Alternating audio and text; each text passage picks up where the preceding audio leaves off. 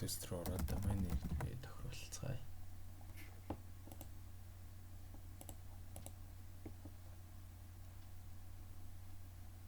Domain нэр хэлтийн явдалтай тавьсан байгаа.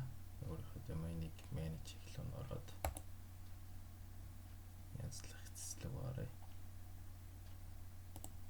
Энэ IP маань хэрэг болно. Domain нэрийн DNS domain нэрийн серверүүд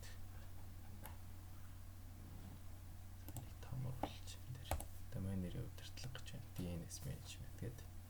Энэ дотор A record гэж байгаа. Тэрнийг солих хэрэгтэй. За энэ тэ. Илүү тэмдэгтэй аваад HTTP-ээс аваад тохируулжээ. За энэ маань болохоор ер нь 3 ширхэг record байгаа. Subdomain, жирийн domain бас www руу ороход аль гоор нь ороход тохируулах хэрэгтэй.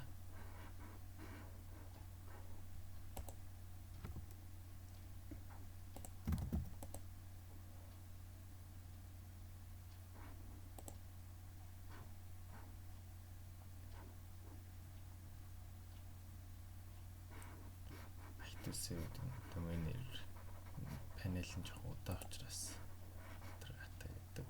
Тэгээд бас ер нь бол 4 цагийн дараа орно. 24 цагийн дотор солигдно гэж юу гэдэг юм бэлээ. Баталгаа их мэдээд тийм гэсэн юу гэдэг юм бэлээ.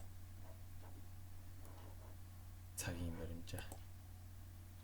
Тэгэхээр шууд орчихгүй гэсэн үг. Энэ маань жоохон байж чад орно. Гэтэ яг заримдаа бол 12 минутын дотор бол шинжлэгдсэн хугацаа орсон байдаг. За гурвангийн солилцсон. Энэ маань болохоор email бицэг юм байна гэнгүүт энэ утсыг харуулах байна. За энэ дээрээс DNS checker-ээр ер нь харах юм бол юу маань солигдож байна уу?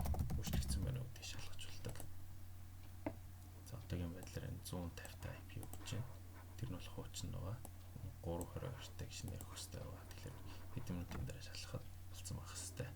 Тэгээд болчих юм бол email бицэг юм гэдэг хаягаар ороход энэ утас маань харагдах хэрэгтэй гэсэн үг.